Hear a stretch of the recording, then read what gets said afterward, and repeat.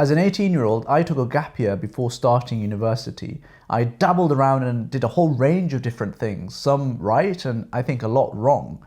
And in this video, I wanted to share with you what I got up to, but also some of the lessons that I wish that I had learned a lot earlier so that you guys can perhaps benefit from that. So what did I actually get up to?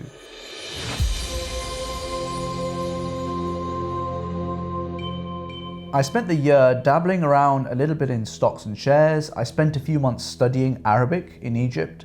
I even experimented with novel writing for a while. I trained to be an electrician and started my own little mini electrician business for a few months. I worked as a delivery driver delivering pizzas, and then I explored a whole bunch of different small potential businesses that I could set up in the Middle East without much success because my dad was working out there at the time. I also, alhamdulillah, applied for and won a 15k bursary to study at university. Thinking back, there's so much that I feel that I could have improved on during that year and in my university years as well. But I'm just one guy and my experiences obviously are just unique to me. I also wanted to get other people's views. So here's the IFG team who share their experiences throughout this video as well.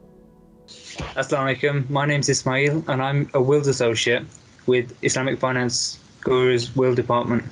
My name is Aqib. I am currently a software engineer at IslamicFinanceGuru.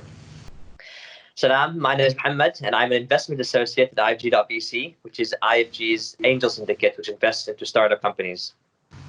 Salam everyone, I'm Mohsin, co-founder of IFG. Before we dive in and discuss what we did right and wrong, let's just first think about the priorities we should have as an 18-year-old, because that really will determine what is right and wrong in the first place. Here's Ismail with a really foundational priority. Start to understand money a bit better.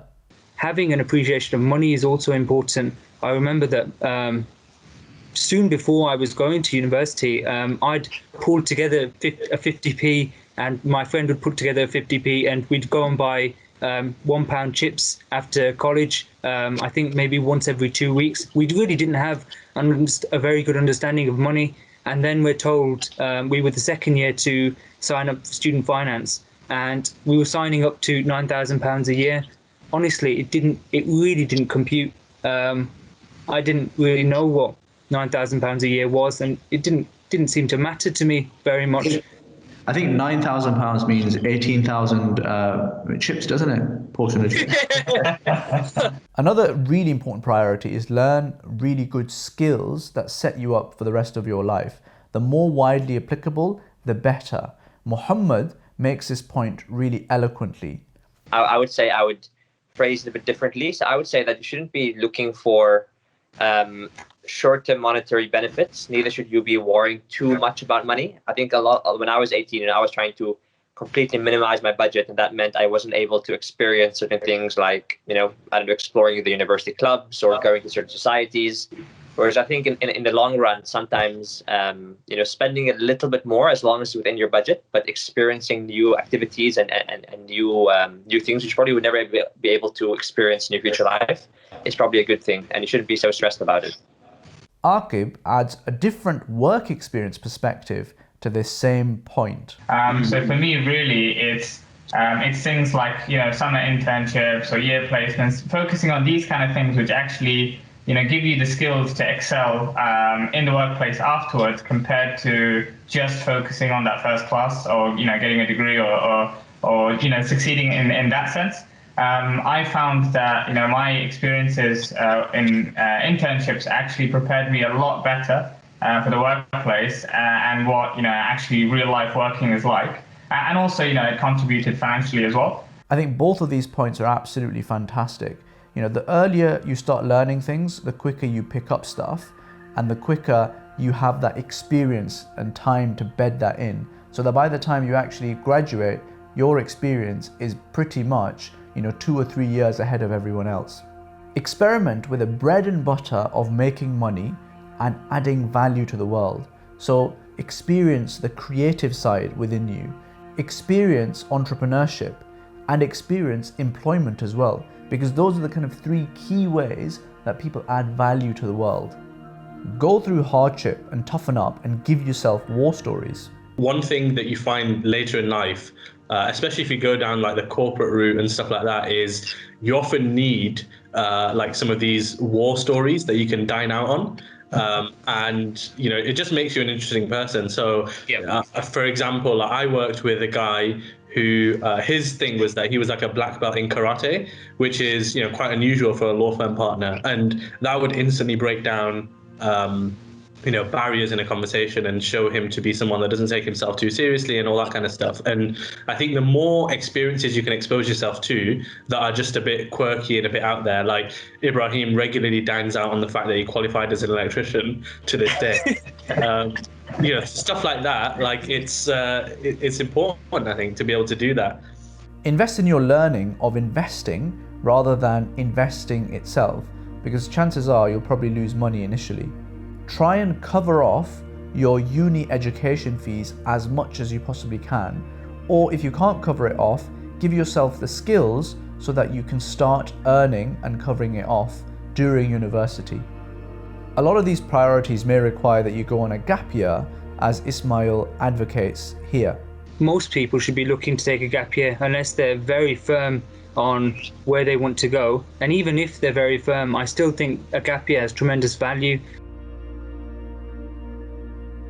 One thing I felt that I did right was I was creative and I really worked hard at my writing, and I wrote hundreds of thousands of words, most of which was complete gobbledygook.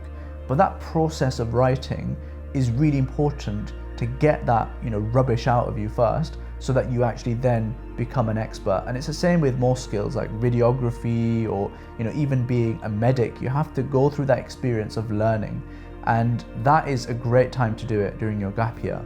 And that skill has stood me in good stead. And what I do right now with IFG, I write. That's what I do. The other thing that I did really right, which again has stood me in great stead, is I dabbled with entrepreneurship. I did the marketing, I did the leafleting, I did the sales. I spent some time, lifting bricks for a bricklayer for free, just so that I could get in and start learning about the whole business. And it teaches you really important skills. The art of turning up to someone's house and selling them something is difficult, and it puts you in a really uncomfortable position, but you need to go through that pain so that you become better later on. And I'm pretty sure that I was rubbish back then at selling anything, but over time you learn. And I think that experience was so formative to where I got to eventually. Ismail shares a really top tip that is often underrated: cooking. I learned how to cook. I wasn't the best at it, but I realized that the savings you can make by learning how to cook were really significant. It's that case of small gains, or small, the small thing that's done consistency becomes something quite large. I learned skills that lasted me a lifetime. So I learned Arabic, and then I learned how to be an electrician, and then I did a little bit of acting and public speaking throughout university and before. And again, all of those things have been so important to my life. Basically forced myself into doing things. So two things really stand out. One is just applying to Oxford in the first place, which I didn't anticipate applying to. I was kind of like pushed into it, and it was probably the best thing. Here's Muhammad with what he did right. I really learned how to budget. And so I think this is a time when Monzo was quite a new company. They're like a digital bank, and they had this new sort of budgeting app. And so I stuck like a budget. I'm going to only spend this amount every month, and I'll know exactly when I go over that. I feel that I should have learnt my skills a lot more deeply. So I studied Arabic for 2 months, but I should have probably studied it for about 6 months. And at that time, extra 4 months could have been absolutely crucial.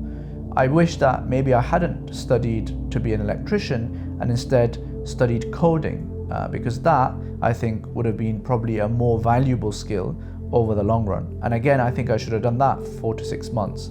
I felt that I perhaps dabbled a little bit too much. Ismail also makes a similar point here. Ismail, what did you do wrong?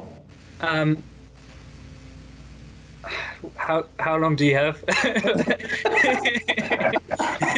No, I think on reflection, perhaps I could have been a bit more focused in where I devoted my time and my energies, because there is so much to get involved in. The wider Islamic community in the city. I sorted out a way to fund my uni, but I think I should have also sorted out a way to make money throughout uni, such as learning how to code, or such as learning design, or something like that I could have done online. And I know other people did that, and it stood them in really good stead. And it would have helped, because even the 15k doesn't cover everything that you spend at uni, so you need that extra bit of cash as well that I didn't necessarily have. I should have stuck at my entrepreneurship for more than just a few months and really seen where I got to. Like with my electrician stuff, I was doing quite well. I'd sold a whole bunch of different things and did a whole bunch of different jobs for people, but I never really gave it the chance to properly flourish. Who knows, if I had given it a bit more time, maybe 6 months, maybe I'd have dropped out of Oxford and today I'd be, some kind of electrical entrepreneur millionaire. Who knows? But I didn't give it that chance.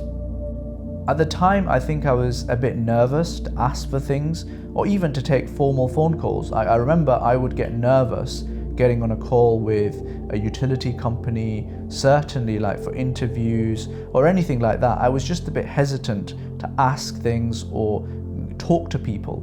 And I should have got myself comfortable much quicker. And Muhammad shares the perils of not being comfortable asking for things in this anecdote. And I went to a currency exchange in Waterloo Station, and they gave me, a rate which was very bad. But I never knew you could negotiate with the currency exchange. I was like, okay, I mean, if that's the rate, that's the rate. And I exchanged the money, which is a terrible, terrible rate. And obviously, this is like significant amount of money for you to live, basically. And I remember calling my parents. They told me they gave you what rate? And I was like, oh my goodness, what have I done? And then I went back there the next day. And I tried to negotiate with them, said that you guys have given me a really bad rate and you sort of exploited the poor college students. And they were nice enough. Actually, they actually gave me a better rate, and they gave me back, well, they gave me extra pounds basically.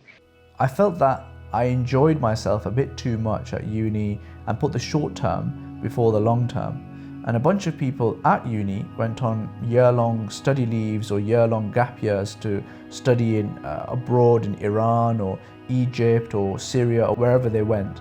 And I thought they were crazy, because this is too much fun that I'm having here with all my friends here at Oxford, and I'll never get this chance to come back again. And that's probably true, but long term I feel that maybe I should have taken a gap year, because those people have done perfectly fine with their careers, and they've also got that valuable knowledge that they learned at that perfect time to study before any of their family obligations or kids kicked in.